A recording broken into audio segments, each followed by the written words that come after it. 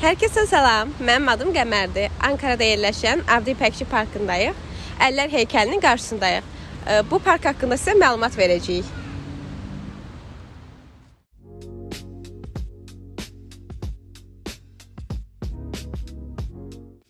Bu heykəl sənətçi Metin Yurdanura məxsusdur və 1979-cu ildə yaradılıb.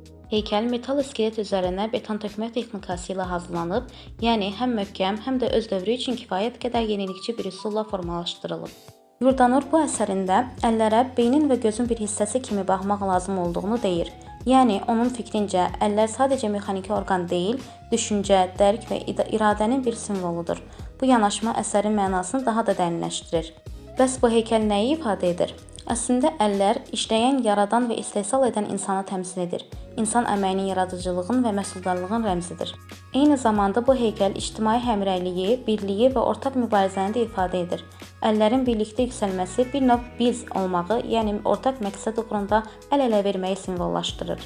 Bəzi şərhlərə görə bu əsər Türkiyənin 1980-cı illərindəki ictimai hadisələrə, haqq axtarışlarına və fəhlə hərəkatlarına da bir göndərişdir.